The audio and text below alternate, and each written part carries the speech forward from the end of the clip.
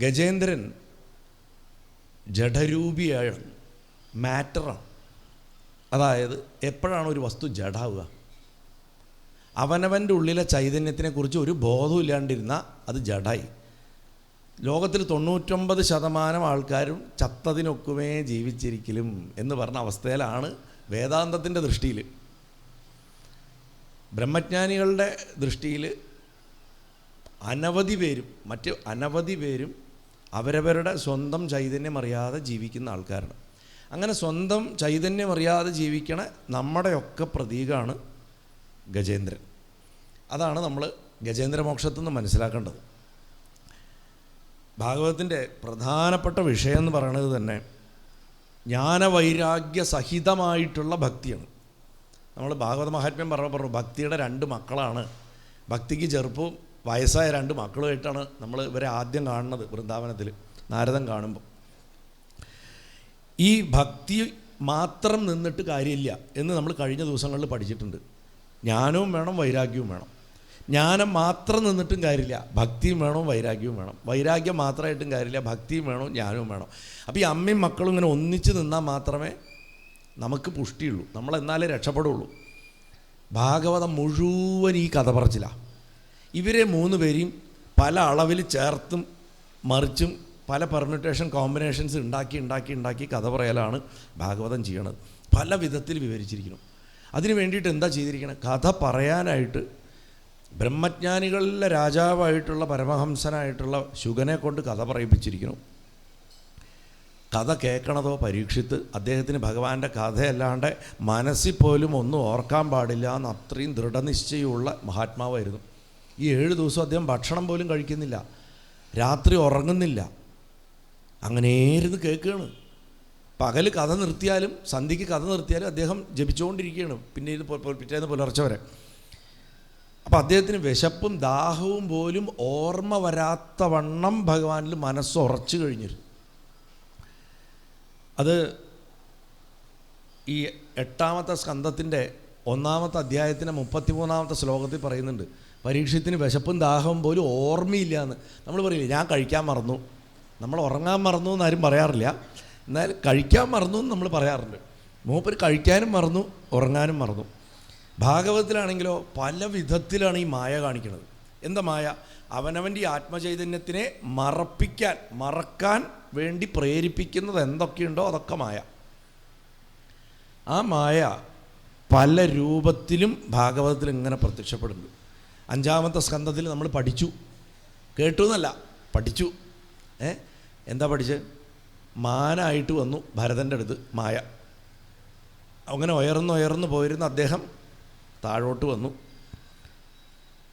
അതേപോലെ 6ാമത്തെ സ്കന്ധത്തിൽ ചിത്രകേതുവിൻ്റെ വിഷയാസക്തി കാരണം അങ്കിരസ് മുനി ബ്രഹ്മജ്ഞാനം ഉപദേശിച്ചു. അതായത് എന്താ വിഷയാസക്തി വെച്ചാൽ സ്ത്രീലമ്പടത്വമൊന്നുമല്ല, ഒരു കുഞ്ഞ് വേണമെന്നുള്ള ആഗ്രഹം, അതാണ് വിഷയാസക്തി എന്ന് പറഞ്ഞാൽ. അതുപോലും വിഷയാസക്തിയാണ് എന്നാണ് വെപ്പ്. അപ്പോൾ അങ്കിരസ് ബ്രഹ്മജ്ഞാനം ഉപദേശിക്കാൻ പോയിട്ടും ആ മഹർഷി വന്നത് ബ്രഹ്മജ്ഞാനം പറയാനാണെങ്കിലും അദ്ദേഹത്തിനെ കണ്ടുടരെ പറഞ്ഞത് അങ്ങോട്ട് കയറിയിട്ട് എനിക്കൊരു കുട്ടി വേണമെന്നാണ് പറഞ്ഞത്. അപ്പോൾ കുഞ്ഞുങ്ങളുണ്ടാവാനുള്ള മാർഗ്ഗം അങ്ങോട്ട് കയറി ചോദിച്ചു. പിന്നെ അങ്കിരസ് ഒന്നും പറഞ്ഞില്ല. അപ്പോൾ ഇന്നും നമ്മൾ മഹാത്മാക്കളായിട്ടുള്ള സന്യാസിമാരെ കാണുന്ന സമയത്ത് അവരുടെ അടുത്ത് കുടുംബം നന്നാക്കാനുള്ള മാർഗങ്ങളാണ് ചോദിക്കാറ്. ആരും ബ്രഹ്മജ്ഞാനം സ്വീകരിക്കാറില്ല, ആർക്കും ബ്രഹ്മജ്ഞാനത്തിൻ്റെ ആവശ്യവുമില്ല. ഇതാണ് പതിവ്. പണ്ട് കാഞ്ചി പെരിയവ പറഞ്ഞിട്ടുണ്ട് അത്രേ. കാഞ്ചിയിൽ ഈ വളരെ വലിയ ധനാഢ്യന്മാരൊക്കെ വന്നിട്ട് അദ്ദേഹത്തിനെ കാണുകയൊക്കെ ചെയ്യും. അപ്പോൾ ഏതോ ഒരു പ്രോജക്റ്റിന് വേണ്ടിയിട്ട് എന്തോ ഫണ്ട് റേസ് ചെയ്യാൻ കാഞ്ചി പീഠത്തിനോട് ആവശ്യപ്പെട്ടപ്പോൾ അദ്ദേഹം ആ ഇരിക്കണ പീഠം ചൂണ്ടിക്കാണിച്ചിട്ട് പറഞ്ഞത്രേ, ശങ്കരൻ ഈ പീഠം വെച്ചിരിക്കുന്നത് വേദാന്തം പ്രചരിപ്പിക്കാനാണെന്ന് ഇങ്ങനെ ചൂണ്ടിക്കാണിച്ചിട്ട് പറഞ്ഞു. അത്രേ പറഞ്ഞുള്ളൂ, കൂടുതലൊന്നും പറഞ്ഞില്ല. ചന്ദ്രശേഖര ഭാരതി ഉണ്ടായിരുന്നു ശൃംഗേരിയിൽ. അദ്ദേഹം ഇത്തരം വല്ല വിഷയമായിട്ട് ആരെങ്കിലും വന്നാൽ പീഠത്തിൽ നിന്ന് എണീച്ചിട്ട് അകത്ത് പോയിട്ട് റൂം ലോക്ക് ചെയ്തിട്ടിരിക്കും. പക്ഷെ ആ സന്യാസിമാരുടെയൊക്കെ പരമ്പരയൊക്കെ കഴിഞ്ഞുപോയി. അപ്പോൾ എന്തിനു വേണ്ടിയാണ് സന്യാസിയെ നമ്മൾ സമീപിക്കേണ്ടത്? വജ്രക്കടയിൽ ചെന്നിട്ട് മുട്ടുസൂചി ചോദിക്കരുത് എന്ന് നമ്മൾക്ക് ബോധം ഉണ്ടാവണം. ചിത്രകേതുവിന് അതുണ്ടായിരുന്നില്ല. അതുകൊണ്ടാണ് പിന്നെ ഇതൊക്കെ അനുഭവിച്ചതും വൃത്രാസുരനായിട്ട് ജനിക്കേണ്ടി വന്നതൊക്കെ. ആർക്കും അവരവരുടെ മനസ്സിനെ അന്തർമുഖമാക്കാൻ താല്പര്യമില്ല. കൂടുതൽ കൂടുതൽ വിഷയങ്ങൾ അവർക്ക് വേണം. അതാണ് അവർ ആഗ്രഹിക്കുന്നത്. 7-ാമത്തെ സ്കന്ധത്തിലെത്തുമ്പോൾ നമ്മൾ ഈ 5-ലും 6-ലും കണ്ട ഭരതനെ പോലെയോ ചിത്രകേതുവിനെ പോലെയോ വീഴാൻ തയ്യാറാവാത്ത, പറ്റില്ല ഞാൻ വീഴില്ല എന്ന് പറഞ്ഞ ആളെ കാണുന്നു. ആരാ? പ്രഹ്ലാദൻ. സംസാര വിഷയങ്ങൾ പഠിക്കില്ല എന്നാണ് പറയണം. സ്കൂളിൽ പോയിട്ട് ഞാൻ പഠിക്കില്ല എന്ന് പറയുന്ന ഒരാളെ കാണും. മറ്റുള്ളവർ രണ്ടുപേരും അതിൽ പെട്ട ആൾക്കാരാണ്. 7-ാമത്തേലെത്തുമ്പോൾ സംസാര വിഷയം പഠിക്കില്ല എന്ന് പറയുന്നുണ്ട്. പക്ഷേ അദ്ദേഹത്തിന് പഠിക്കില്ല എന്ന് പറയുന്നുണ്ടെങ്കിലും അദ്ദേഹത്തിന് സംസാര വിഷയങ്ങളെ പേടിയുണ്ട്. അതിൻ്റെ കാരണം എന്താ വെച്ചാൽ അദ്ദേഹത്തിൻ്റെ ബ്രഹ്മനിഷ്ഠയ്ക്ക് ദൃഢത പോരാന്നാ. ഇന്നലെ ഞാൻ പറഞ്ഞു, അങ്ങനെ ദൃഢതയുള്ള വിഷയങ്ങളെ ഒന്നും പേടിക്കാത്ത ഒരുത്തൻ ഇന്ന് വൈകുന്നേരം ജനിക്കുമെന്ന് പറഞ്ഞിട്ടുണ്ട്. സർവതന്ത്ര സ്വതന്ത്രനായിട്ട് ഒരുത്തൻ ഇന്ന് ജനിക്കും. അപ്പോൾ അതിലേക്ക് എത്തിക്കാൻ വേണ്ടിയിട്ടാണ് ഈ പോക്ക്, ഈ യാത്ര. പ്രഹ്ലാദനാണ് ഭഗവാന് തൊട്ട് മുമ്പുള്ള സ്റ്റേജ്.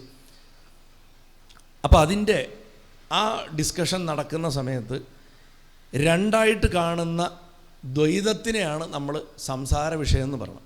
എല്ലാറ്റിലും ഭഗവാനെ കാണാൻ പഠിച്ചു കഴിഞ്ഞാൽ കുടുംബം നടത്തിയിട്ടും ബിസിനസ് നടത്തിയിട്ടും ഒക്കെ ജീവിക്കാം, ഒരു കുഴപ്പമില്ല. ആരും അതൊന്നും വിട്ടു പോകണമെന്ന് ഒരു ധർമ്മത്തിലും പറഞ്ഞിട്ടില്ല. ഏക വിഷയമായിട്ടുള്ള ഏകസത്യമായിട്ടുള്ള ഈശ്വരനെ സകലത്തിലും കാണാൻ സാധിച്ചാൽ മതി. ആ നിഷ്ഠ പക്ഷെ പ്രഹ്ലാദന് പോലും ഇല്ല. അത് പിന്നീട് വരും. അദ്ദേഹത്തിന് തിരിച്ചറിയാൻ പറ്റാത്ത ചില വിഷയങ്ങളൊക്കെ വരുന്നുണ്ട്. നൈമിഷാരണ്യത്തിൽ വെച്ചിട്ട് നരനാരായണന്മാരെ കണ്ടിട്ട് യുദ്ധത്തിന് വിളിക്കുകയൊക്കെ ചെയ്യും. അതൊക്കെ ഉണ്ടായിട്ടുണ്ട് പിന്നീട്. പ്രഹ്ലാദന് പക്ഷെ ആ ഭയമുണ്ട്. എനിക്ക് ഇടയ്ക്ക് ദ്വൈതം വരുമോ, ഞാൻ രണ്ടായി കാണുമോ എന്നുള്ള പേടിയുണ്ട്. അതുകൊണ്ടാണ് നരസിംഹത്തിൻ്റെ അടുത്ത് പറഞ്ഞത്, എനിക്ക് ഏകാന്ത ഭക്തി മാത്രം മതി, എനിക്ക് അങ്ങയുടെ ഉഗ്രരൂപമൊന്നും പേടിയില്ല. കണ്ടിട്ട് എല്ലാവരും പേടിക്കുന്നുണ്ട്, എനിക്ക് അങ്ങയുടെ രൂപമൊന്നും പേടിയില്ല, എൻ്റെ പേടി സംസാര വിഷയങ്ങളെയാണ് എന്ന് പറയുന്നുണ്ട്. അപ്പോൾ പേടിക്കണമെങ്കിൽ അത് തന്നെ കീഴ്പ്പെടുത്തുമോ എന്നുള്ള ഭയം ഉള്ള ഒരാളായിരിക്കും അത്. അപ്പോൾ നിഷ്ഠയ്ക്ക് കുറവുണ്ട് എന്നർത്ഥം. നിഷ്ഠ ഉറച്ച ആളാണെങ്കിൽ അയാൾ അതിനെക്കുറിച്ച് ചിന്തിക്കുക പോലുമില്ല, ബോധയുടെ ആയിരിക്കില്ല. അങ്ങനെയാണ്. അപ്പോൾ പരമാർത്ഥ ബോധത്തിന്, ആ പരമാർത്ഥബോധം ഉറയ്ക്കാനുള്ള ഏറ്റവും മികച്ച മാർഗം എന്താ? ദ്വൈതമായിട്ടുള്ള അറിവുകൾ കുറയ്ക്കുക. അതുകൊണ്ടാണ് ഞാൻ കഴിഞ്ഞ ദിവസം 1-ാം ദിവസമായിട്ട് പറഞ്ഞത്, വായിച്ച് വായിച്ച് വായിച്ച് വായിച്ച് അവസാനം എത്തേണ്ടത് എന്താ വെച്ചാൽ ഈ വായിച്ചതൊന്നുമല്ല എന്നും ഇതിൻ്റെ അപ്പുറത്തുള്ള ഒന്നിനെയാണ് പിടിക്കേണ്ടതെന്നാണ്. പക്ഷെ അതിന് വായിക്കണം. അദ്വൈതം അവസാനത്തെ പടിയാണ്, ചാടാൻ പറ്റില്ല. ദ്വൈതത്തിൽ കൂടെ തന്നെ അദ്വൈതത്തിലെത്താൻ പറ്റുള്ളൂ. എന്നാൽ അദ്വൈതം മാത്രം ശരി അല്ലെങ്കിൽ ദ്വൈതം മാത്രം ശരി എന്ന് പറഞ്ഞാൽ അടിയുണ്ടാക്കണം ശരിയല്ല. അതൊക്കെ സ്റ്റേജുകളാണ്. 1-ാം ക്ലാസ്സിൽ പഠിച്ചത് ശരിയല്ല, 3-ാം ക്ലാസ്സിൽ പഠിച്ച സിലബസാണ് കറക്റ്റ്. അതുകൊണ്ട് 3-ാം ക്ലാസ് നേരിട്ട് ചേർന്നാൽ മതി പറഞ്ഞാൽ നടക്കുമോ? നടക്കില്ല. പക്ഷേ ഈ പദ്ധതികളുടെയൊക്കെ ഗുരുക്കന്മാർ അവരുടെ അനുയായികളും അനവധി കൺഫ്യൂഷൻസ് ഉണ്ടാക്കി വെച്ചു എന്നുള്ളതാണ് പിൽക്കാലത്ത്. ആചാര്യസ്വാമികൾ പറഞ്ഞതോ അല്ലെങ്കിൽ അദ്ദേഹത്തിൻ്റെ തൊട്ട് താഴെ വരുന്ന 4 ശിഷ്യന്മാർ പറഞ്ഞതോ ഒന്നുമല്ല അദ്വൈതത്തിൻ്റെ പരമ്പരകളിൽ പിന്നീട് സംഭവിച്ചത്. അത് വരട്ടുവാദമായി മാറി. അതേപോലെ ദ്വൈതത്തിൽ പക്ഷെ എന്താ വെച്ചാൽ തുടക്കത്തിലെ മധ്വാചാര്യർ ചില ഭീകര വാചകങ്ങളൊക്കെ പറഞ്ഞിട്ടുണ്ട്. അദ്വൈതിയെ കണ്ടാൽ ചെരുപ്പുകൊണ്ട് അടിക്കണം എന്നൊക്കെയുള്ള ചില സംഭവങ്ങളൊക്കെ ഉണ്ട്. പറയുമ്പോൾ എല്ലാം പറയണമല്ലോ. മഹാത്മാവായിരുന്നു, വായുവിൻ്റെ അവതാരമായിരുന്നു എന്ന് സങ്കല്പിക്കണു. ഉടുപ്പിയിലെ ശ്രീകൃഷ്ണ ക്ഷേത്രം സ്ഥാപിച്ച ആളാണ്, മഹാഗുരുവാണ്, നമസ്കരിക്കേണ്ട ആളാണ്. പക്ഷേ ശങ്കരൻ്റെ ഹൃദയവിശാലത അദ്ദേഹത്തിന് ഉണ്ടായിരുന്നു എന്ന് തോന്നുന്നില്ല. അപ്പോൾ ഈ അദ്വൈതിയെ ചെരുപ്പോണ്ടടിക്കണം എന്ന് പറയുന്ന ഒരു പുസ്തകം ഒരു ദ്വൈത മഠത്തിൽ അച്ചടിയിലുണ്ടായിരുന്നു, അവർ പബ്ലിഷ് ചെയ്തിരുന്നു. ആ മഠം ഫണ്ടില്ലാണ്ട് നശിച്ചു. അത് അവസാനം ഏറ്റെടുത്തത് കാഞ്ചി പീഠാ. ഒന്ന് ആലോചിച്ച് നോക്കൂ. അദ്വൈതത്തിൻ്റെ മഠം ദ്വൈതത്തിൻ്റെ മഠത്തിനെ ഏറ്റെടുത്തു. അപ്പോൾ കാഞ്ചിയുടെ അതോറിറ്റീസൊക്കെ ആ മഠത്തിൻ്റെ ഉള്ളിൽ അവരത് ഏറ്റെടുത്തതിന് ശേഷം നോക്കുമ്പോൾ ഈ പുസ്തകവും കിട്ടി. അപ്പോൾ ഇങ്ങനൊരു ബുക്ക് കിട്ടിയിട്ടുണ്ട്, അതൊക്കെ കത്തിച്ച് കളയട്ടെ ചോദിച്ചു പെരിയവയുടെ അടുത്ത്. പെരിയ പറഞ്ഞേ പാടില്ല, അത് പബ്ലിഷ് ചെയ്യൂ, ഒരു 5000 കോപ്പി അടിക്കൂ. അപ്പോൾ അതെന്തിനാത്? അതിൽ അദ്വൈതിയെ ചെരുപ്പോണ്ട് അടിക്കാൻ പറഞ്ഞിട്ടുണ്ട്. നമ്മുടെ രീതി വേറൊരാളുടെ അഭിപ്രായത്തിനെ അടിച്ചമർത്തി ഇല്ലാണ്ടാക്കുക എന്നുള്ളതല്ല. നമ്മുടെ സംസ്കാരം എല്ലാത്തരം വിജ്ഞാനങ്ങളും പ്രചരിക്കണം എന്നുള്ളതാണ്. മഠം അതിനാണ് ആചാര്യൻ ഉണ്ടാക്കിയിട്ടുള്ളത്. അതുകൊണ്ട് അത് അച്ചടിക്കാൻ പറഞ്ഞു. ആ ഹൃദയവിശാലത പക്ഷെ അപ്പുറത്തെ സൈഡിൽ കാണാറില്ല. ഞാൻ ഗുരുവായൂരപ്പനെ മഹാദേവനായും മുരുകനായും കാളിയായും പറയണത് കൊണ്ട് മുതുവറ ബാംഗ്ലൂരിൽ നിന്നൊരു 8 പേര് ഇന്നത്തെ ഒരു തീവ്ര ഭക്തിപ്രസ്ഥാനത്തുനിന്ന് 3-4 ദിവസം വന്ന് താമസിച്ച് കേട്ടിരുന്നു. സന്തോഷത്തോടെ അവർ തിരിച്ചു പോയത്. പക്ഷെ അവരെ ആ സംഘത്തു നിന്ന് പുറത്താക്കി, ഭ്രഷ്ടാക്കി. ശരത്തേ ഹരിദാസൻ മായാവാദിയാണ്, ശങ്കരൻ്റെ ആളാണ്. അതുകൊണ്ട് ശരത്തേ ഹരിദാസൻ്റെ പ്രഭാഷണം കേൾക്കാൻ പോയ നിങ്ങൾ ഇനി മുതൽക്ക് ഈ കോൺഗ്രിഗേഷനിൽ വേണ്ടാന്ന് പറഞ്ഞു. അതുകൊണ്ട് അവർ രക്ഷപ്പെട്ടു എന്നപ്പോൾ അവർ പറയണം. സന്ദർഭവശാൽ പറയണം. കാരണം ഇതാണ് അവസ്ഥ, നമ്മുടെ കാലഘട്ടത്തിൻ്റെ അവസ്ഥ. എവിടുന്നോ എന്തൊക്കെയോ കുറേ വായിക്കും, എന്നിട്ട് അതിൻ്റെ ഒന്നും മുഴുവൻ മനസ്സിലാക്കില്ല. ആർക്കും കേവലജ്ഞാനം വരുന്നില്ല, അനുഭവം വരുന്നില്ല, ഉണ്ടെങ്കിൽ തന്നെ ശ്രദ്ധിക്കില്ല. ഭഗവാൻ തൊട്ടടുത്ത് നിൽക്കുന്നുണ്ടാവും, ഉള്ളിൽ അനുഭവം തരുന്നുണ്ടാവും. അത് ഉൾക്കൊള്ളാനോ പറയാനോ അതിനെ മനനം ചെയ്ത് എടുത്ത് ഉള്ളിലേക്ക് അബ്സോർബ് ചെയ്യാനോ ഒന്നും ഒരു ശ്രമവും നടക്കാറില്ല. ഗജേന്ദ്രൻ ഇതിൻ്റെയൊക്കെ പ്രതീകമാണ്. ഗജേന്ദ്രൻ എല്ലാം ഉണ്ടായിരുന്നു, പക്ഷേ അദ്ദേഹത്തിന് മനസ്സിലാക്കാൻ സാധിക്കാത്തത് കൊണ്ട് വന്ന വീഴ്ചയാണത്. അപ്പോൾ പ്രഹ്ലാദൻ്റെ പരമഹംസത്വവും പൂർണ്ണമല്ല എന്ന് പറയണു. സാംസാരിക ജീവിതത്തിൽ നമുക്ക് ഭഗവാനെ നമ്മൾ മറക്കാനുള്ള സാധ്യത വളരെ അധികമാണ്. അത് സാധകന്മാർക്ക് പോലും അനുഭവമാണ്. വലിയ വലിയ സാധകന്മാർ പോലും ഇടയ്ക്കിടയ്ക്കെങ്കിലും ഭഗവാനെ മറക്കും. നമുക്ക് ഒരു ദിവസം എന്ത് നിരന്തര സ്മരണ എന്ന് പറഞ്ഞാലും ഭഗവാനെ നമുക്ക് എപ്പോഴും ഓർക്കാൻ പറ്റുമോ? പറ്റില്ല. അത് അങ്ങനെയാണ്. അതുകൊണ്ട് അതിനെ ഒരു ആനയുടെ ജീവിതത്തിനോട് ഉപമിച്ചിട്ട് 8ാമത്തെ സ്കന്ധത്തിൽ ഗജേന്ദ്രമോക്ഷം പറയണു. 2 കാര്യങ്ങളെന്ന് മനസ്സിലാക്കണം. മറക്കണത് കൊണ്ട് വിഷമിക്കുമൊന്നും വേണ്ട, നമുക്കും നന്നാവാനുള്ള അവസരമുണ്ട് ഗജേന്ദ്രനെ പോലെ എന്ന് പറഞ്ഞ് നമ്മളെ ആശ്വസിപ്പിച്ചിട്ടാണ് പറഞ്ഞത്. ഏയ് നിങ്ങൾ മറക്കരുത് എന്ന് പറഞ്ഞ് മോശമായിട്ടല്ല പറയണത്. അപ്പോൾ മനുഷ്യന് പണത്തിലും സ്വർണത്തിലും, സ്ത്രീക്ക് പുരുഷനിലും പുരുഷന് സ്ത്രീയിലുമാണ് ആസക്തി. അത് കഴിഞ്ഞാൽ ഭൂമി, വീട്, ഇങ്ങനത്തെ സാധനങ്ങളിലൊക്കെ. ശ്രീരാമകൃഷ്ണദേവൻ അതിനെയാണ് കാമിനീ കാഞ്ചനം എന്ന് പറഞ്ഞത്. കാമിനീ കാഞ്ചനങ്ങളെ അവോയ്ഡ് ചെയ്യാനാണ് പറയുക അദ്ദേഹം എല്ലാവരോടും. അപ്പോൾ ഒരു മീന് ജലത്തിലെ രസത്തിനെ ആഗ്രഹിച്ച് നടക്കണം. ഒരു പാറ്റ, ഇയാമ്പാറ്റ വിളക്കിൻ്റെ നാളത്തിലേക്ക് ആകൃഷ്ടരായിട്ട് ചെന്നിട്ട് വീണ് നശിക്കണം. അതേപോലെ മനുഷ്യൻ മിഥ്യാവാസനകളിൽ പെട്ടിട്ട് ആയുസ് വെറുതെ നശിപ്പിക്കുന്നു. ഗൗഡപാദാചാര്യരുടെ മാണ്ഡൂക്യകാരിക ഞാൻ പറഞ്ഞല്ലോ, ബദരിയിൽ ഒരു പാറപ്പുറത്തിരുന്നിട്ട് എഴുതിയെന്ന്. ആ പാറപ്പുറത്തിരുന്ന് എഴുതിയ ആ കാരികയിൽ മാണ്ഡൂക്യോപനിഷത്തിൻ്റെ ഒരു വ്യാഖ്യാനമാണ്, ഒരു കാരികയാണ്. അണുമാത്രേപി വൈധർമ്മ്യേ എന്ന് പറയുന്നുണ്ട്. അതായത് അല്പം പോലുമെങ്കിലും അനാത്മഭാവം വന്ന, നമ്മുടെ ഉള്ളിൽ അല്പമെങ്കിലും ഞാൻ ആത്മാവല്ല എന്ന് നമ്മൾ മറന്ന, ഇടയ്ക്കൊക്കെ എത്ര വലിയ ഉപാസകനും ഒരിക്കലും ഈ തൊണ്ട് പൊളിക്കാൻ പറ്റില്ല എന്ന് മായയുടെ തൊണ്ട് ആവരണഭംഗം നടക്കില്ല. ആവരണം നമ്മളെങ്ങനെ മൂടിയിരിക്കുകയാണ് മായ, അതിൻ്റെ ആവരണത്തിനെ ഒരു പൊടി പോലും കീറാൻ പറ്റില്ല. എപ്പോഴെങ്കിലും ഒരു നേരത്ത് പോലും ഈ പ്രശ്നം വന്ന, മഹാദേവന് പോലും അതൊരിക്കൽ വന്നു. കാമദേവൻ്റെ അസ്ത്രം തൊട്ടപ്പോൾ അതാണ് അമ്മ കളിയാക്കിയത്. ഉമയായിട്ട് ചെന്നപ്പോൾ സ്ത്രീകളെ ഒരു തപസ്വിയുടെ അടുത്ത് നിർത്തരുത് സേവനം ചെയ്യിക്കാൻ എന്ന് പറഞ്ഞു ഹിമവാൻ്റെ അടുത്ത്. അപ്പോൾ 13 വയസ്സുള്ള അമ്മ ചോദിച്ചു, അങ്ങേക്ക് ഇത്രയേ ഉള്ളൂ തപോബലെന്ന്, കളിയാക്കിയിട്ട്. മഹാദേവൻ്റെ അടുത്ത് ഒരു സ്ത്രീ അടുത്ത് നിന്നാൽ പോണ തപോബലാണോ അങ്ങേക്ക് എന്ന് ചോദിച്ചു അത്രേ. അപ്പോൾ അത് ശിവപുരാണത്തിലുണ്ട്. അതേപോലെ ഈ ആവരണം പൊട്ടുന്നത് എങ്ങനെയാണെന്ന് വെച്ചാൽ 10ാമത്തെ സ്കന്ധം വരുമ്പോൾ കംസനും ഗജേന്ദ്രൻ്റെ അതേ അവസ്ഥയാണ്. പക്ഷെ ഗജേന്ദ്രനെക്കാട്ടിലും അതൊരു മനുഷ്യനായതുകൊണ്ടും മായ വളരെയധികം ഭയം എന്ന രൂപത്തിൽ മൂടിയിട്ടുള്ളതുകൊണ്ടും തൻ്റെ ശരീരം നശിക്കുമോ, തൻ്റെ പെങ്ങളുടെ മകൻ തൻ്റെ ശരീരത്തെ നശിപ്പിക്കുമോ എന്നുള്ള മായാഭ്രമമാണ് അയാളെ അവസാന നിമിഷം വരെയും കൊണ്ടുവരുന്നത്.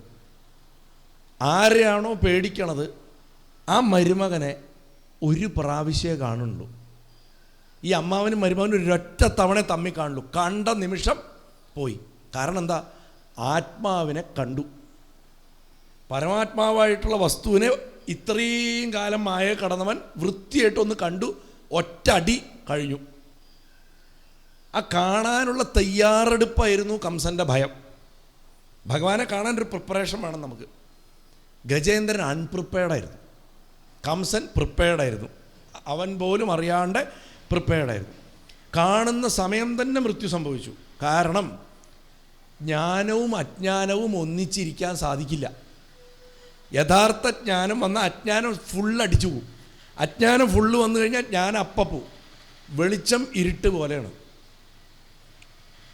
അജ്ഞാനത്തിൻ്റെ ദശയിൽ ആവിയായി പോവും ജ്ഞാനം, ജ്ഞാനത്തിൻ്റെ ദശയിൽ അജ്ഞാനവും ആവിയായിട്ട് പോവും.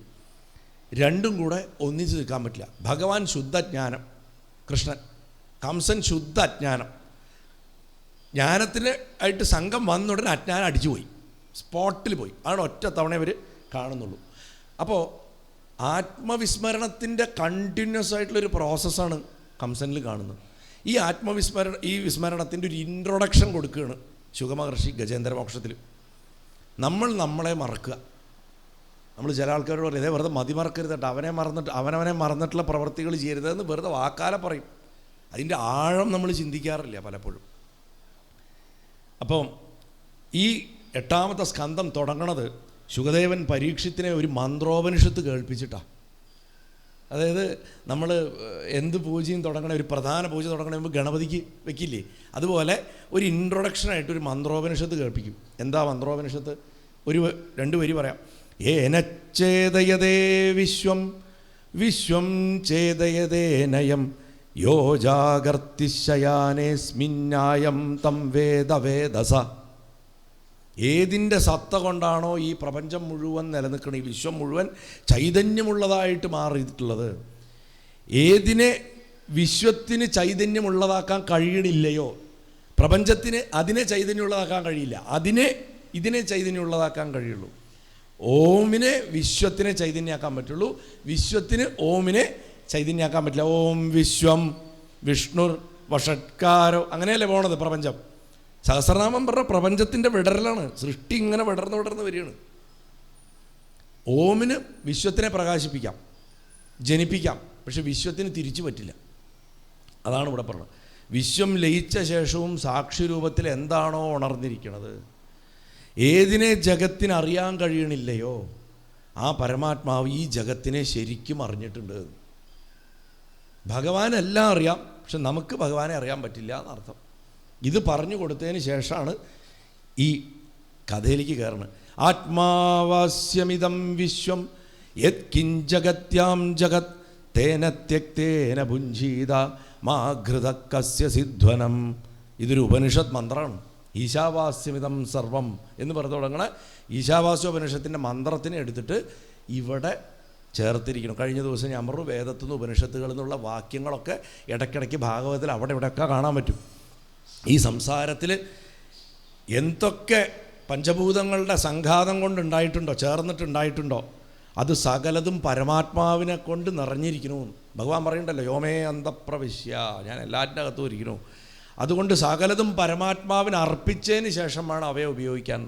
പൂജിക്കുമ്പോൾ കൊടുക്കണ പഴവും നാളികേരവും മലരും മാത്രമല്ല, കഴിക്കണ ഭക്ഷണം അതെന്തും ആവട്ടെ, എന്ത് ഭക്ഷണമാണെങ്കിലും, എന്തുപയോഗിക്കുകയാണെങ്കിലും, എന്ത് വസ്ത്രമാണെങ്കിലും, എന്താണെങ്കിലും, എന്തിന് നമ്മൾ നിത്യം ഉപയോഗിക്കുന്ന നമ്മുടെ ശരീരം പോലും ഭഗവാന്റെ ആണ്, നമ്മുടെ അല്ല.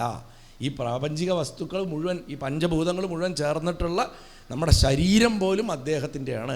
അതാണ് ഇദം നമമ, ഇതെൻ്റെ അല്ല നിൻ്റെയാണ് എന്ന് പറഞ്ഞിട്ട് ഹോമിക്കാനുള്ള കാരണം. അപ്പം പരമാത്മാവിന് അർപ്പിച്ച ശേഷമാണ് അത് ഉപയോഗിക്കാൻ. അതുകൊണ്ട് തൻ്റെയോ അന്യൻ്റെയോ ധനത്തിൽ ഒരിക്കലും ആസക്തി ഉണ്ടാവാൻ പാടില്ല എന്ന് പറഞ്ഞു കൊടുക്കണം. ഇത് ഈശാവാസ്യത്തിൻ്റെ പ്രധാനപ്പെട്ട ഉപനിഷത്താണ്. ഇത് രസം എന്താ വെച്ചാൽ, ഈ ഈശാവാസ്യോപനിഷത്ത് സാന്ദീപനിയുടെ ആശ്രമത്തിൽ നിന്ന് ഭഗവാൻ ഏറ്റവും രുചിച്ച് പഠിച്ച ഉപനിഷത്ത് അതാണ്. ഭഗവാൻ സാന്ദീപനിയുടെ ആശ്രമത്തിൽ പഠിക്കുന്ന കാലത്ത് ഉപനിഷത്തിൻ്റെ അഭ്യാസം ഉണ്ടായിട്ടുണ്ട്. ഭഗവാൻ ഏറ്റവും സന്തോഷിച്ച് പഠിച്ച ഉപനിഷത്ത് അതാണ്. ഈ ഉപനിഷത്തിൻ്റെ പരിപക്വമായിട്ടുള്ള പഴമാണ് ഭാഗവതം. നിഗമതൽപതരോർഗളിതം ഫലം ശുഖമുഖാദമൃതദ്രവ സംയുതം പിബത ഭാഗവതം രസമാലയം. അങ്ങനെയല്ലേ പോണേ ശ്ലോകം. അപ്പോൾ ഉപനിഷത്ത് വേദാന്തത്തിനെ അരച്ച് കലക്കി എടുത്തിട്ടുള്ളതാണ്. അത് വേദാന്തമേ അല്ല എന്ന രീതിയിൽ വ്യാഖ്യാനിച്ചിട്ട് അനവധി പുസ്തകങ്ങൾ അച്ചടിച്ചിട്ട് കൊണ്ടിരിക്കുന്നുണ്ട് പല സംഘടനകളും. അതുകൊണ്ടൊന്നും കാര്യമൊന്നുമില്ല. അതിൻ്റെ ആന്തരിക സ്വഭാവം മാറില്ല. അത് വേദമൂലമാണ്. അതിൽ വേദാന്തമാണ് പറഞ്ഞിരിക്കുന്നത്, ശുദ്ധ അദ്വൈതമാണ് പറഞ്ഞിരിക്കുന്നത്. അങ്ങനെ ആ മന്ത്രോപനിഷത്ത് തുടരുന്നുണ്ട്.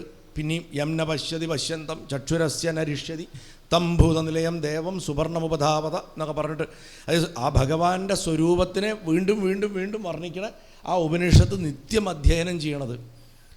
8ാമത്തെ സ്കന്ധത്തിൽ 1ാമത്തെ മറ്റേ അധ്യായത്തിൽ ഏകദേശം 15ാമത്തെ വരെ ഉള്ള ശ്ലോകങ്ങൾ ശുഗൻ്റെ ഉപദേശമാണ്.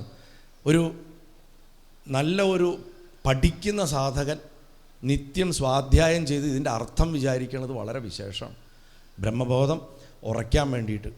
അപ്പം ഓരോ മന്വന്തരങ്ങളിലും ജഗത്തിന് ആദ്യോ അന്തോ ഇല്ലാണ്ടായിട്ട് എന്താ പറയുക ഉണ്ട് എന്ന് പറയാൻ പറ്റാത്ത ജഗത്തിന് ഓരോ മന്വന്തരങ്ങളിലും എന്തൊക്കെ മാറ്റങ്ങൾ വന്നു എന്നൊക്കെ അവിടെ പറഞ്ഞ് ഭഗവാൻ ശ്രീപരമേശ്വരൻ പോലും കർമ്മം ചെയ്യുന്നുണ്ടെങ്കിലും ആത്മലാഭം കിട്ടിയിട്ടുള്ളത് കൊണ്ട് പൂർണ്ണ കാമാനുകാമനായിട്ടുള്ളത് കൊണ്ട് അദ്ദേഹത്തിന് അതിലൊന്നും ആസക്തിയില്ല എന്നും പറഞ്ഞതിന് ശേഷം ആ ഭഗവാന്റെ രീതിയാണ് നമ്മൾ അനുകരിക്കേണ്ടത്. നമ്മൾ കർമ്മം ചെയ്യണം, പക്ഷെ അതിൽ ആസക്തരായിരിക്കരുത്. ഇത് തന്നെയാണ് ഗീതയിൽ ഭഗവാൻ പറഞ്ഞു വെച്ച് ഫലത്തിൽ ഇച്ഛിക്കാണ്ട് പ്രോസസ്സിൽ ശ്രദ്ധിക്കാൻ പറഞ്ഞത്.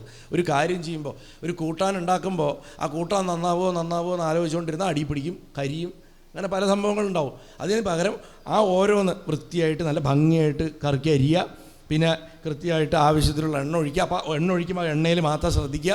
അതിനുശേഷം അതിൽ അരച്ച എന്താ പറയുക ചിരണ്ടിയ തേങ്ങയോ എന്തായിട്ട് മൂപ്പിക്കുമ്പോൾ അത് മാത്രം ശ്രദ്ധിക്കുക. അങ്ങനെ ഓരോ ഘട്ടത്തിൽ മാത്രം പൂർണ്ണ ശ്രദ്ധ കൊടുത്ത് വന്നാൽ അവസാനം നല്ലൊരു കൂട്ടാനുണ്ടാവും, ഉണ്ടായിക്കോളും. അതുപോലെ പ്രോസസ്സിൽ മാത്രം ശ്രദ്ധിക്കാനാണ് പറയണം. അങ്ങനെ ശ്രദ്ധിക്കുമ്പോൾ ആത്മവിസ്മരണം വരില്ല എന്ന് പറയണു. അപ്പോൾ സ്വയംഭവ മനുവിൻ്റെ ശേഷം അഗ്നിയുടെ പുത്രനായിട്ടുള്ള സ്വരോജിഷൻ 2ാമത്തെ മനുവായി മാറി. അതിനുശേഷം അനവധി മനുക്കളുണ്ടായി. താമസമന്വന്തരത്തിൽ ഹരിമേധ എന്ന് പറയുന്ന ഋഷിക്ക് ഹരിണി എന്നു പേരുള്ള ഒരു ഭാര്യ ഉണ്ടായി. ശ്രദ്ധിക്കണം, താമസമന്വന്തരത്തിൽ ഹരിമേധസ് ഋഷിക്ക് ഹരിണി എന്നു പേരുള്ള ഭാര്യ, അവളിലൊരു മകൻ ജനിച്ചു. ഭഗവാൻ ഹരി എന്ന പേരിൽ ജനിച്ചു. ഈ ഹരിയാണ് ഗജേന്ദ്രനെ രക്ഷിക്കാൻ ഇനി വരാൻ പോണത്. മനസ്സിലാക്കണം, നമ്മൾ നേരത്തെ ഞാൻ പറഞ്ഞു ധ്രുവനെ രക്ഷിച്ചത് പൃശ്നിഗർഭനാണ്, ഗജേന്ദ്രനെ രക്ഷിക്കുന്നത് ഹരിയാണ്. അതൊക്കെ ഭഗവാൻ ഓരോ ഭക്തരുടെ ജീവിതത്തിൽ ഇടപെടുമ്പോഴും ഓരോ രൂപമെടുത്ത് തന്നെയാണ് വന്നിട്ടുള്ളത്. യഥാർത്ഥ ഭഗവാന് രൂപമില്ല, യഥാർത്ഥ ഗുരുവായൂരപ്പന് രൂപമില്ലാന്ന് നമ്മുടെ മനസ്സിൽ ഉറപ്പിക്കാനാണ് ഇങ്ങനെ ഇന്ന ആളുടെ മകനായിട്ട് പഞ്ചഭൂത സ്വഭാവമുള്ളൊരു ശരീരം എടുത്തിട്ട് തന്നെയാണ് ഭഗവാൻ വന്നതെന്ന് ഇത് പറഞ്ഞു വെക്കണം. ഇല്ലെങ്കിൽ പറഞ്ഞാൽ മതിയല്ലോ, വൈകുണ്ഠത്ത് നിന്ന് നേരെ അങ്ങോട്ട് വന്നു പ്രത്യക്ഷപ്പെട്ടു എന്ന് പറഞ്ഞാൽ മതി. അത് പറയണില്ല. ഹരിമേധസ് മഹർഷി ഹരിണിയുടെയും പുത്രനായിട്ടുള്ള ഹരിയാണ് മുതലേന്ന് ഈ നക്കർത്തുനിന്ന് ഗജത്തിനെ രക്ഷിച്ചത്. ഇനി താമസമന്വന്തരത്തിൽ എന്താ ഈ താമസമന്വന്തരത്തിൻ്റെ പ്രത്യേകത? മനസ്സ് തമോമയമായി തീരും. ആ മന്വന്തരം മുഴുവൻ, അതിൽ എത്ര ചതുർയുഗങ്ങളാണ്, 72 ചതുർയുഗങ്ങളാണ്, അതിൽ മുഴുവൻ മനസ്സ് ഇരുട്ടായിരിക്കുന്നു. അപ്പോൾ ഈ നമ്മുടെ കാലഘട്ടം ഭേദമാണ്, വൈവസ്വത മന്വന്തരം ബെറ്ററാ. ആ സമയത്ത് മനസ്സ് ജഡബുദ്ധിയാവും, ചത്തതിനൊക്കെ ജീവിച്ചിരിക്കും, ശരീരം മാത്രമാണ് എല്ലാം എന്ന് പറഞ്ഞിട്ടിരിക്കും. അപ്പോൾ അങ്ങനെയുള്ള ഓരോരുത്തരുടെയും ജീവിതം ജഡബുദ്ധിയായിട്ട് തുടങ്ങും. അങ്ങനെയുള്ള ജീവന് തമോ ഗുണത്തിൽ നിന്ന് മുക്തനാകാനുള്ള ഉപായം എന്താണെന്ന് പരീക്ഷിച്ച് ചോദിക്കും ശ്രീശുഖൻ്റെ അടുത്ത്. ആ ചോദ്യത്തിന് മറുപടിയായിട്ട് പറയാണ്, ചൈതന്യം നഷ്ടപ്പെട്ട മനസ്സാണ് ജഡബുദ്ധി അല്ലേ? അപ്പം ചൈതന്യത്തിൻ്റെ രൂപമുള്ള ഹരിയുടെ കഥ പറയണു. ചൈതന്യമില്ലാത്ത മനസ്സിനുള്ള സൊല്യൂഷൻ എന്താ? ചൈതന്യമുള്ള ഭഗവാൻ. ചൈതന്യത്തിൻ്റെ രൂപത്തിലിരിക്കുന്ന ഹരി എങ്ങനെ വന്നു എന്നവിടെ പറയണു. ആ കഥ എല്ലാവരും കേൾക്കേണ്ടതാണ് എന്നാ പറയുക. ഈ ഭാഗവതത്തിൽ ഒരു സ്വഭാവമുണ്ട്, ഞാൻ കഴിഞ്ഞ ദിവസങ്ങളിലൊക്കെ പറഞ്ഞിട്ടുണ്ട്. കഥയുടെ അധ്യാത്മരഹസ്യം ഏറ്റവും ഒടുവിലേ പറയുള്ളൂ, ആദ്യം പറയില്ല. ആദ്യം കഥ പറയും. അപ്പം നമ്മൾ കഥയിലൊക്കെ മുഴുകിയിരിക്കും. അങ്ങനെ ഇരിക്കുവാണ്, എവിടേക്ക് എണീച്ച് പോകണം അവിടെ ഇരിക്കുക, അങ്ങനെ രസിക്കാറായിട്ടില്ല, ഇനി ചിന്തിക്കുക പറഞ്ഞിട്ട് ചിന്തിപ്പിക്കും. പക്ഷേ നമ്മുടെ സപ്താഹങ്ങളിൽ 99% സംഭവിക്കണം എന്താ വെച്ചാൽ കഥ കഴിഞ്ഞാൽ അടുത്ത കഥയിലേക്ക് പോകും. സപ്താഹങ്ങൾ എൻ്റർടൈൻമെൻ്റായി പറഞ്ഞു ഞാൻ കഴിഞ്ഞ ദിവസം. എൻ്റർടൈൻമെൻ്റ് ആവുന്ന അവിടെ കഴിഞ്ഞു. സപ്താഹ വേദിയിൽ വന്നിരുന്നത് കൊണ്ട് ഒരാൾക്ക് മോക്ഷം കിട്ടില്ല. ആ ഇരുന്നതിൽ മനനം ചെയ്യണം. പകൽ മുഴുവൻ ദുന്തുകാരി കഥ കേട്ടു, രാത്രി മുഴുവൻ മനനം ചെയ്തു. വീണ്ടും പകൽ മുഴുവൻ കഥ കേട്ടു, രാത്രി മുഴുവൻ മനനം ചെയ്തു. അതുകൊണ്ടാണ് 7 മുട്ടും പൊട്ടിയത് മോളയുടെ. ഇല്ലെങ്കിൽ പൊട്ടില്ല. ദുന്തുകാരി ഇപ്പോഴും മോളുടെ ഉള്ളിലിരിക്കുന്നുണ്ടാവും, അല്ലെങ്കിൽ അലഞ്ഞു കിടക്കുന്നുണ്ടാവും. നമ്മളെ ഭാര്യയാണ് സപ്താഹം കേട്ടിരുന്നതെന്നുണ്ടെങ്കിൽ ഭാഗവത മഹാത്മ്യത്തിൽ ഇതാ ഭഗവാൻ സത്യം പറഞ്ഞു. ഈ അമ്പലത്തിലിരുന്ന് കഥ പറയുമ്പോൾ ഒരു ഗുണം അതാണ്, ഇടയ്ക്കിടയ്ക്ക് മണി കിട്ടും. അപ്പോൾ നമ്മൾ പറഞ്ഞ സത്യമാണെന്ന് നമുക്ക് പറയാമല്ലോ. അപ്പോൾ ഈ ദുന്തുകാരിയെ പോലെ മോക്ഷത്തിലേക്ക് എത്തണമെങ്കിൽ നമ്മൾ അത്ര ശ്രദ്ധിച്ച് കഥ കേൾക്കണം. രണ്ടാമതും ഗോകർണന് വായിക്കേണ്ടി വന്നത് ഓർമ്മയില്ലേ, ആൾക്കാർ ശരിക്കും ശ്രദ്ധിക്കാത്തതുകൊണ്ട്. അപ്പോൾ ഗജേന്ദ്രമോക്ഷത്തിൻ്റെ കഥ പറഞ്ഞതിന് ശേഷമാണ് ഗജേന്ദ്രൻ ആരായിരുന്നു എന്ന് പറയണത്. നമുക്കതറിഞ്ഞാൽ മതി. നമ്മൾ പറയും ഇന്ദ്രദ്യുമ്നൻ എന്ന് പറഞ്ഞ രാജാവായിരുന്നു. അതല്ല പറയാൻ വരണത്. നമുക്കറിയേണ്ടത് ആരാണ്, എന്താണ് അതിനെ പ്രതിനിധീകരിക്കണമെന്നാണ്. അപ്പോൾ നമ്മൾക്ക് ന്യായമായിട്ട് ചിന്ത വരും, ആരാ മുതല. അപ്പോൾ ഹുഹു എന്ന് പറയുന്ന ഗന്ധർവനാണ് എന്ന് പറയും. അതല്ല നമുക്കറിയേണ്ടത്, അതെന്തിനാണ് പ്രതിനിധീകരിക്കണത്. 8-ാമത്തെ സ്കന്ധത്തിൽ 4-ാമത്തെ അധ്യായത്തിൽ 6-ാമത്തെ ശ്ലോകത്തിൽ കൃത്യമായിട്ട് പറയുന്നുണ്ട്. സ്പൂൺ ഫീഡ് ചെയ്യുന്നുണ്ട് ശുഗമഹർഷി. ചിന്തിക്കാനുള്ള അവസരം പോലും തന്നെ പറഞ്ഞു തരികയാണ്, നേരിട്ട് അങ്ങോട്ട് പറഞ്ഞു തരികയാണ്. ഇതാണ് പരീക്ഷത്തെ മുതല അജ്ഞാനത്തിൻ്റെ സ്വരൂപം, അറിവില്ലായ്മയുടെ സ്വരൂപം. ഗജേന്ദ്രൻ ആത്മാവിനെ മറന്ന ജീവൻ. ഇത് മനസ്സിലാക്കിയാൽ ഗജേന്ദ്രമോക്ഷം കഥ മനസ്സിലാവും. അപ്പോൾ ആത്മാവിനെ മറന്ന ജീവനെ ഉദ്ധരിക്കാൻ ആര് വരണം? ചൈതന്യ രൂപമുള്ള ഹരി വരണം. ഹരി, ഹര ശബ്ദം, ഹ ര 2 അക്ഷരം. ഹകാരം കൊണ്ട് ആകാശം, രകാരം കൊണ്ട് അഗ്നി. ആകാശത്തുണ്ടാവുന്ന ഇടിമിന്നൽ കൊണ്ടാണ് ജീവൻ ഭൂമിയിലുണ്ടായത്. ഇത് നമുക്ക് മോഡേൺ സയൻസിൽ അറിയണ കാര്യമാണ്. ഹ ര എന്നുള്ള 2 അക്ഷരങ്ങൾ ഈ എന്നുള്ള വള്ളിയും എന്നുള്ള ബിന്ദുവും ചേർന്ന് എന്തായി? ഭുവനേശ്വരിയുടെ ബീജായി. ഹ്രീം അടിസ്ഥാന മന്ത്രമാണ്. ഈ മന്ത്രത്തിനെ വീണ്ടും വീണ്ടും ജപിപ്പിക്കാൻ വേണ്ടിയിട്ടാണ് എഴുത്തച്ഛൻ ഹരിനാമകീർത്തനം എഴുതിച്ചത്. അദ്ദേഹം അതിനു വേണ്ടിയിട്ടാണ് ഉപാസകന്മാർക്ക് അങ്ങനെ ഗുണമുണ്ടാവാനും അന്ന് അദ്ദേഹം സൃഷ്ടിച്ച പുതിയ അക്ഷരമാല കുട്ടികൾക്ക് നന്നായി പഠിക്കാനും വേണ്ടിയിട്ടാണ് ഹരിനാമകീർത്തനം എഴുതിയത്. 26 വയസ്സുള്ളപ്പോൾ, വെറും 26 വയസ്സേ ഉള്ളൂ. പഠിച്ചു കഴിഞ്ഞ് വന്നിട്ടേ ഉള്ളൂ. മലയാളത്തിൻ്റെ ഒരു അക്ഷരമാല ഉണ്ടായിരുന്നില്ല. അറബിയും സംസ്കൃതവും തമിഴും ഒക്കെ കലർന്നൊരു എഴുത്തായിരുന്നു. ഏട്ടനോട് പറഞ്ഞു നമുക്കൊരു അക്ഷരമാല വേണ്ടേ. അങ്ങനെ ഏട്ടൻ എഴുത്തച്ഛനാണ്. അദ്ദേഹത്തിൻ്റെ സഹായത്തോടു കൂടി എഴുത്തച്ഛൻ രൂപകൽപ്പന ചെയ്തതാണ് നമ്മുടെ ഇന്നത്തെ അക്ഷരമാല. അതൊരു വിസ്തരിച്ച് ഞാൻ വേറൊരു സ്ഥലത്ത് കഥ പറഞ്ഞിട്ടുണ്ട്. എങ്ങനെയാണ് ഈ ഉരുട്ടി എന്നൊക്കെ ഇങ്ങനെ എഴുതാനായത്. നമ്മുടെ താളിയോല ഒക്കെ പനയെന്നാണ്. പനയുടെ നാര് നീട്ടത്തിലാണ്. എഴുത്താണി കൊണ്ട് നമ്മൾ ഹിന്ദി മാതിരി എഴുതി കഴിഞ്ഞാൽ ഓല കീറിപ്പോവും. നോർത്ത് ഇന്ത്യയിലൊക്കെ നെയ്ത പോലെയാണ് ഉണ്ടാവുക. അതുകൊണ്ട് അങ്ങനെ എഴുതിയാലും കീറില്ല ഊർജ്ജപത്രത്തിലൊന്നും. അപ്പം പനയുടെ ഇലയുടെ സ്വഭാവം കൊണ്ടാണ് മലയാളത്തിൻ്റെ അക്ഷരം ഉരുണ്ടത്. ഉരുട്ടി എഴുതിയ ഇല കീറില്ല. അതൊക്കെ എഴുത്തച്ഛൻ്റെ കണ്ടുപിടുത്തങ്ങളാണ്. വട്ടെഴുത്ത് കോലെഴുത്തിനെ പരിഷ്കരിച്ചതൊക്കെ അദ്ദേഹമാണ്. അപ്പം അങ്ങനെ അത് കുട്ടികൾക്ക് നന്നായിട്ട് പഠിക്കാനും എഴുതി പഠിക്കാനും വേണ്ടി എഴുതിയതാണ് ഹരിനാമകീർത്തനം. ഹരിനാമകീർത്തനത്തിൻ്റെ ഉള്ളിൽ ഈ ഭുവനേശ്വരി ബീജത്തിനെ വളരെയധികം വെച്ചിട്ടുണ്ട്. ആ ഭുവനേശ്വരി ബീജത്തിലെ ഹ ര വള്ളി എന്നുള്ള വള്ളിയും എന്നുള്ളതും ബിന്ദു മാറ്റിയ ദേവി ശക്തി മാറി. ബാക്കി എന്തുണ്ടാവും? ഹര, മഹാദേവനായി പുരുഷൻ. അത് തന്നെ സുബ്രഹ്മണ്യനും. ഹര, ഹര ശബ്ദം. കുറച്ച് മുഴുവൻ പൂർണ്ണശക്തിയല്ല, എന്നാൽ വള്ളി വന്നു, സ്ത്രൈണത വന്നു, ഹരി. ഭഗവാനിലൊരു സ്ത്രൈണത ഉണ്ടാവും എപ്പോഴും. അപ്പം ഹര, ഹരി, ഹ്രീം ഇത് 3 ഒന്നാണെന്ന് മനസ്സിലാക്കണം. ഇതിൻ്റെ ഉപാസന കൊണ്ട് കിട്ടുന്നത് ആത്മജ്ഞാനമാണ്. സന്ദർഭവശാൽ പറഞ്ഞു എന്നേ ഉള്ളൂ. എന്താണെങ്കിലും ആത്മവിസ്മരണം എങ്ങനെയാണ് ഉണ്ടാവണമെന്നൊരു കഥ പറയണു. പാലാഴിയുടെ മധ്യത്തിൽ ത്രികൂടെന്ന് പറയണ ഒരു പർവ്വതം, ആ പർവ്വതത്തിൻ്റെ ഒരു എന്താ പറയുക, 3 കൊടുമുടികൾ. ആ 3 കൊടുമുടികളിൽ ഒരു കൊടുമുടി മുഴുവൻ സ്വർണ്ണമാണ്, വേറൊരു കൊടുമുടി വെള്ളിയാണ്, മൂന്നാമത്തത് ഇരുമ്പാണ്. ഇങ്ങനെ 3 ശിഖരങ്ങളാണ് ഈ ത്രികൂട പർവ്വതത്തിനാണ്. അതിന് ത്രികൂടം എന്ന് പേര്. ഇതിൻ്റെ താഴ്വരയിൽ വളരെ മനോഹരമായിട്ടുള്ള ധാരാളം പൂമരങ്ങളൊക്കെ വിടർന്ന് നിൽക്കുന്ന ഒരു പ്രകൃത്യാ നിർമ്മിതമായിട്ടുള്ള ഒരു ഉദ്യാനമുണ്ട്, മനുഷ്യനുണ്ടാക്കിയിട്ടുള്ളതല്ല. അതിൽ തന്നെ വളരെ വിസ്താരമായിട്ടുള്ളൊരു തടാകം, അനവധി ചെന്താമരപ്പൂക്കൾ അതിൽ വിടർന്ന് നിൽക്കുന്നു, പലമാതിരി ജലജന്തുക്കൾ ജീവിക്കുന്നു. അതിൻ്റെ ചുറ്റും ധാരാളം മരങ്ങളും വള്ളികളും തിങ്ങി വളരുന്നു. അരയന്നങ്ങളും ചക്രവാക പക്ഷികളും അനവധി വരുന്നുണ്ട് അവിടെ. മനോഹരമായിട്ടുള്ളൊരു പരിസരം. ആ സമയത്ത് വളരെ ശോഭനമായിട്ടുള്ളൊരു കാലത്ത് ഒരു നല്ല മതമുള്ള, നല്ല മിടുമിടുക്കനായിട്ടുള്ള, കണ്ടാൽ തന്നെ എല്ലാവരും നോക്കുന്ന സർവ്വലക്ഷണങ്ങളും തികഞ്ഞ ഒരു ഗജരാജാവ് അവൻ്റെ പിടിയാനകളോടും അവൻ്റെ കുടുംബാംഗങ്ങളോടും കുഞ്ഞുങ്ങളോടും ഒക്കെ കൂടിയിട്ട് ആ തടാകത്തിൽ വെള്ളം കുടിക്കാൻ വരുന്നു. ആ വെള്ളം ഒക്കെ തട്ടിത്തെറിപ്പിച്ച് കളിച്ച് മതിച്ച് സന്തോഷിച്ച് കഴിയാണ് ഈ ആനക്കൂട്ടം.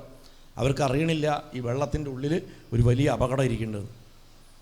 വെള്ളത്തിൻ്റെ അടിയിൽ നിന്ന് ആ മുതല വന്നിട്ട് ഈ ആനക്കൂട്ടത്തിൻ്റെ തലവൻ്റെ ഗജേന്ദ്രൻ്റെ കാലിൽ കടിച്ചങ്ങോട്ട് പിടിച്ചു. ആ മുതലയുടെ വായിൽ നിന്ന് കാല് വലിച്ചെടുക്കാനൊക്കെ നോക്കി. അനവധി കാലം മുതലയുടെ വായയുടെ ഉള്ളിൽ നിന്ന് കാല് വലിച്ചെടുക്കാൻ നോക്കി, സാധിച്ചില്ല. മറ്റാനകളൊക്കെ ചേർന്നിട്ട് വലിച്ചു കയറ്റാനൊക്കെ നോക്കുന്നുണ്ട്, അതൊന്നും സാധിക്കില്ല. വർഷങ്ങൾ കടന്നുപോയി. കുറച്ച് കഴിഞ്ഞപ്പോൾ രക്ഷിക്കാൻ നിന്നവർക്കൊക്കെ താല്പര്യം പോയി. അവരൊക്കെ കൂട്ടം പിരിഞ്ഞ് തിരിച്ചു പോകാൻ തുടങ്ങി. കുറേ കഴിഞ്ഞപ്പോൾ ഭാര്യമാരും മക്കളും ഒക്കെ പോയി. ഗജേന്ദ്രൻ ഒറ്റയ്ക്കായി.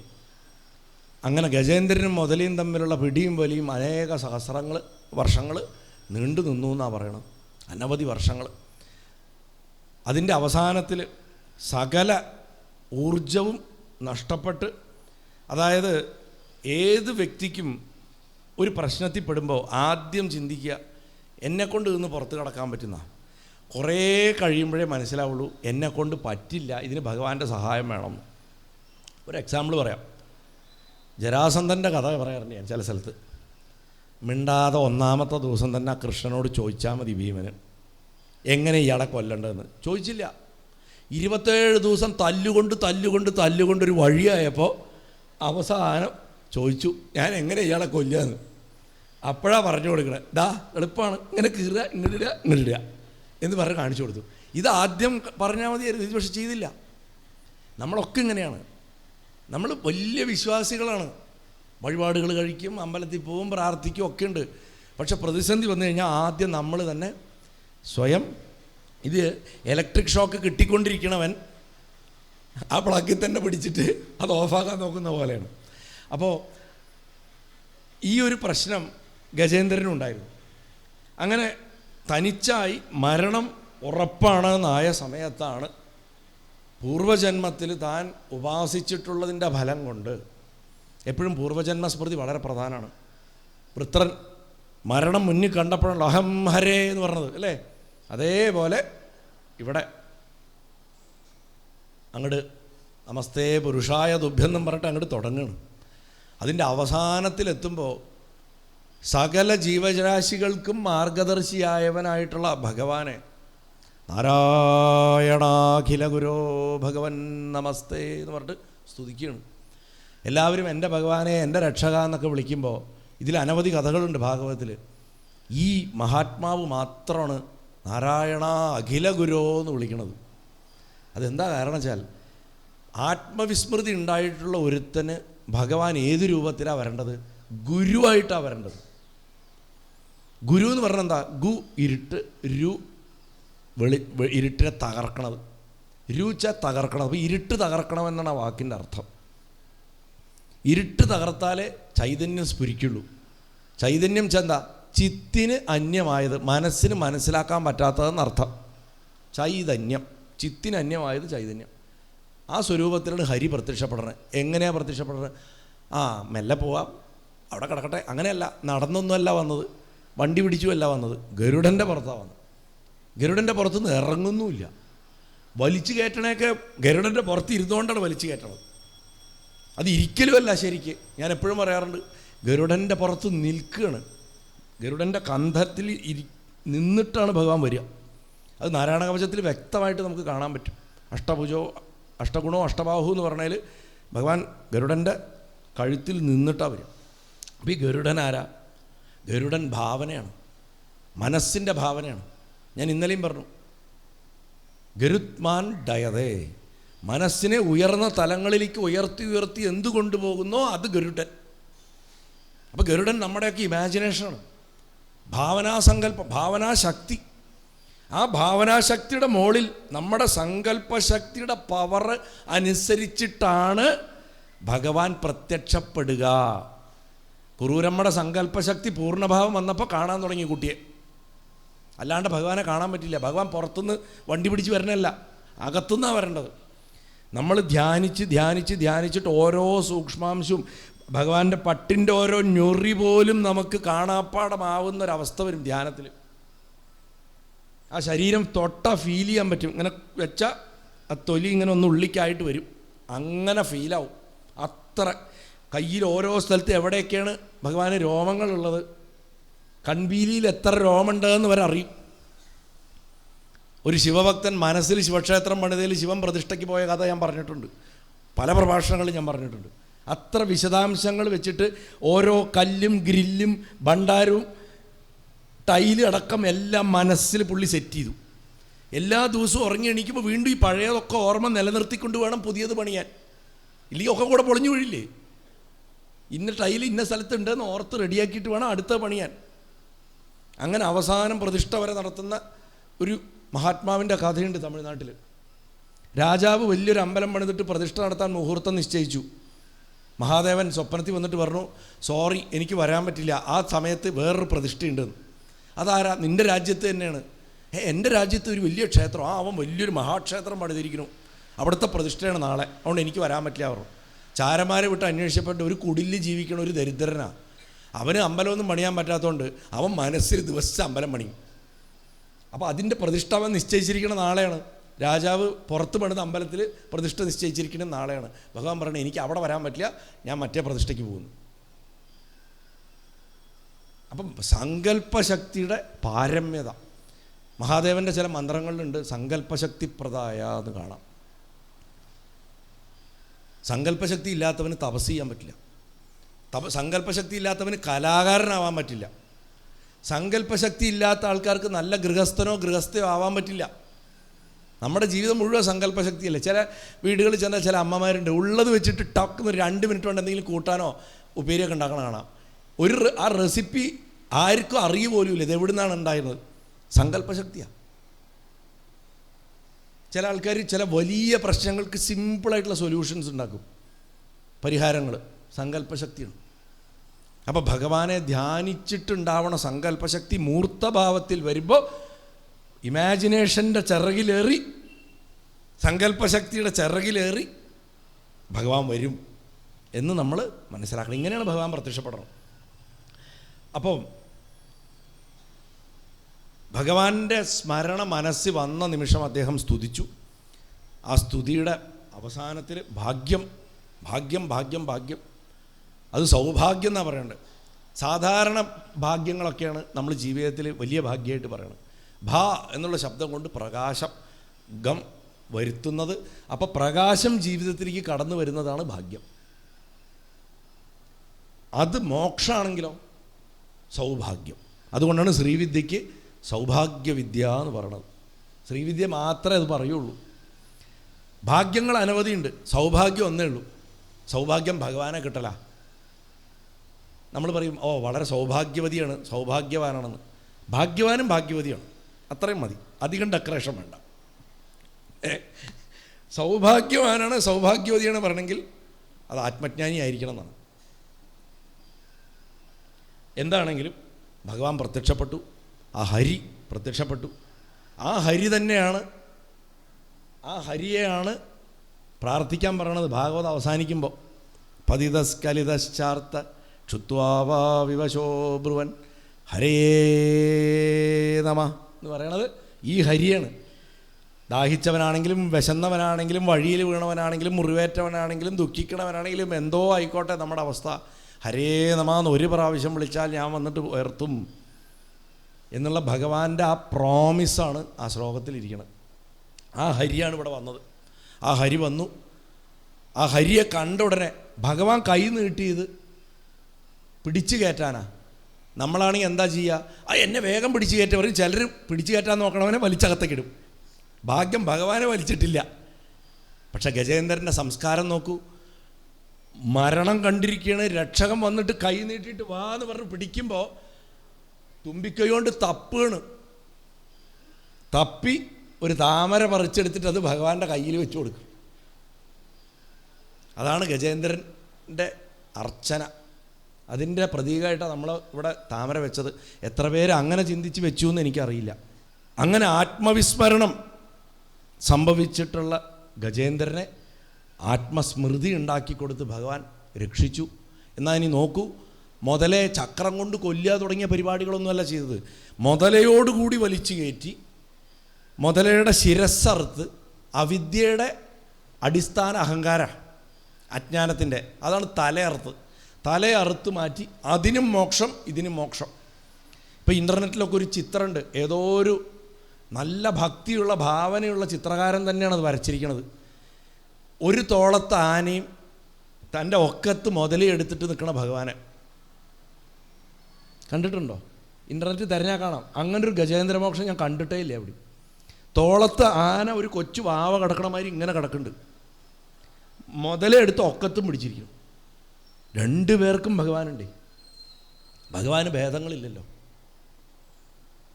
ഞാൻ എപ്പോഴും പറയാറുണ്ട്, ഒരു നദിയിലെ വെള്ളം ഒരു നല്ലവനും ഒരു ദുഷ്ടനും ചെന്നിട്ട് കുടിക്കാൻ പോകുമ്പോൾ നദി ഒരിക്കലും ദുഷ്ടനോട് പറയില്ല സ്റ്റോപ്പ് നീ കുടിക്കരുതെന്ന് പറയില്ല. നീ ദുഷ്ടനാണ്, നീ വെള്ളം കുടി. പ്രകൃതി അങ്ങനെയാണ്, ഭഗവാൻ അങ്ങനെയാണ്. ഭഗവാന്റെ ധർമ്മമാണ്. ഭഗവാൻ എല്ലാവർക്കും ഉണ്ട്. അസുരൻ ആ ഭാവത്തിൽ ഉപാസിക്കുന്നതുകൊണ്ട് അവന് നിഗ്രഹം കൊടുത്ത് അനുഗ്രഹിക്കണമെന്ന് ഇന്നലെ പറഞ്ഞു. സ്നേഹം കൊടുക്കണവന് സ്നേഹം തിരിച്ചു കൊടുക്കണം, വൈരം കൊടുക്കണവന് വൈരം തിരിച്ചു കൊടുക്കണം. എങ്ങനെയാണെങ്കിൽ അവസാനം വൈരക്കല്ലാക്കും. അത് ഭഗവാന്റെ മാത്രം കഴിവാണ്. അപ്പം അങ്ങനെ ഈ ഹുഹു എന്ന് പറയുന്ന ഗന്ധർവനും ഇന്ദ്രദ്യുമ്നനും പൂർവ്വരൂപം ലഭിച്ച് അവർ വൈകുണ്ഠത്തിലേക്ക് പോയി. ഗന്ധർവൻ സ്വന്തം ഗന്ധർവരാജ്യത്തേക്കും പോയി എന്നാ പറയണം. അത് പറഞ്ഞതിന് ശേഷം പണ്ട് പൂർവ്വചരിത്രം പറയണു, പാണ്ഡ്യരാജാവായിട്ടുള്ള ഇന്ദ്രദ്യുമ്നായിരുന്നു ഈ ഗജേന്ദ്രൻ. ഒരിക്കലൊരു അബദ്ധം പറ്റി.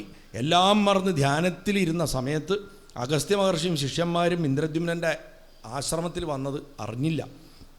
അങ്ങനെ എണീച്ചു നിന്നില്ല, സൽക്കരിച്ചില്ല എന്നുള്ള കാരണം കൊണ്ട് ഇന്ദ്രദ്യുമ്നനെ ഒരു ആനയായിട്ട് പോട്ടെ, ഇവ മനഃപൂർവ്വം എന്നെ കണ്ടിട്ട് എണീക്കാത്തതാണ്. അതുകൊണ്ട് മഹത്തുക്കളെ സാന്നിധ്യം അറിഞ്ഞില്ലെങ്കിലും പ്രശ്നമാണ്. ഇന്നലെ ചിത്രകേതു തമാശയ്ക്ക് വിടുവായ പറഞ്ഞതിന് അമ്മയുടെ നിന്ന് കിട്ടിയ ശാപം എന്താ അല്ലേ? അതേപോലെ ഒരു ശാപം കിട്ടി. അതുകൊണ്ട് എന്തുണ്ടായി? അഗസ്ത്യ മഹർഷി ശപിച്ചുകൊണ്ട് നമുക്കൊരു ഗജേന്ദ്രൻ ഉണ്ടായി. അതുകൊണ്ട് ഇതാ നമുക്കൊക്കെ താമരപ്പൂ വയ്ക്കാൻ പറ്റി അല്ലേ? അപ്പോൾ അതുകൊണ്ട് എന്ത് മോശമുണ്ടെങ്കിലും പ്രപഞ്ചത്തിൽ അത് ആത്യന്തികമായിട്ട് നന്മ സംഭവിക്കും. സാക്ഷിഭാവത്തിലുള്ള നാരദൻ കലഹങ്ങൾ ഉണ്ടാക്കണു, യുദ്ധങ്ങൾ ഉണ്ടാക്കണു. അതേപോലെ മന്ത്രങ്ങൾ ഉപദേശിക്കുന്നുണ്ട്. പക്ഷേ മന്ത്രം ഉപദേശിച്ചാലും കലഹം ഉണ്ടാക്കിയാലും യുദ്ധം ഉണ്ടാക്കിയാലും ആത്യന്തികമായിട്ട് പ്രപഞ്ചത്തിൽ നന്മ വരണം. അപ്പോൾ ഭഗവാനും ഭഗവാന്റെ ഉപകരണങ്ങളായിട്ട് പ്രവർത്തിക്കുന്നവരും എന്നും ആത്യന്തികമായിട്ട് പ്രപഞ്ചത്തിൽ നന്മ ഉണ്ടാക്കും. ചില വ്യക്തികൾ ഭഗവാന്റെ ആയുധങ്ങളായതുകൊണ്ട് അവരോട് ഇടപഴകണത് സൂക്ഷിക്കണം. അവർ മുറിക്കും, കീറി മുറിക്കും. അവരെ പോയിട്ട് സാധാരണ ആൾക്കാരുടെ അടുത്ത് ഇടപഴകണ മാതിരി ഇടപഴകി കഴിഞ്ഞാൽ നമ്മൾക്ക് കയ്യോ കാലിനോ ഒക്കെ പരിക്ക് പറ്റും. സൂക്ഷിക്കണം. കാരണം ഈ ആയുധങ്ങളുടെ ഒരു സ്വഭാവം എന്താ വെച്ചാൽ, ഒന്ന് അവർക്ക് രൂക്ഷത കൂടും, രണ്ട് അവർ ആയുധങ്ങളായതുകൊണ്ട് തന്നെ അവർക്കും മുറിവുകൾ കൂടുതലായിരിക്കും. നമ്മൾ ഉപയോഗിക്കുന്ന വെട്ടുകത്തിക്കും കൊടുവാളിനും കൈക്കോട്ടിനുമൊക്കെ കല്ലിൽ തട്ടിയിട്ട് അവിടെ തട്ടിയിട്ട് ഇവിടെയൊക്കെ ഞെണുക്കും അല്ലേ? ചതവും മൂർച്ചക്കുറവും ഒക്കെ വരാറില്ലേ? അതേപോലെ ഭഗവാന്റെ ഭക്തന് ഈ പ്രശ്നങ്ങളൊന്നുമില്ല. പക്ഷെ ഭക്തനല്ല ആയുധം. ആയുധം വേറൊരു തട. ആയുധങ്ങളുടെ ജീവിതം ചിലപ്പോൾ ദുരന്തപൂർണ്ണമായിരിക്കും, ദുരിതമയായിരിക്കും. പക്ഷെ അവർ ഭഗവാന്റെ പോരാളികളാണ്. ഭഗവാൻ അവരിൽ കൂടെയാണ് പ്രപഞ്ചത്തിൽ വർക്ക് ചെയ്യുക. അതുകൊണ്ടുള്ള തട്ടുകേടൊക്കെ അവർക്ക് ഉണ്ടാവുകയും ചെയ്യും. അവർ ഭഗവാനുമായിട്ട് ഭയങ്കരമായിട്ട് കലഹിക്കും, ചിലപ്പോൾ അടിപിടിയായിരിക്കും ഭഗവാനുമായിട്ട്. എന്നാലും ഭഗവാൻ പറഞ്ഞൊക്കെ ചെയ്യും. ഈ വയ്യാത്ത അമ്മമാർ കണ്ടിട്ടില്ലേ, മക്കളെ ചീത്ത പറഞ്ഞുകൊണ്ട് അവർക്ക് വേണ്ടതൊക്കെ ചെയ്തു കൊടുക്കും. അതുപോലെ ഈ ആയുധവും അങ്ങനെയായിരിക്കും.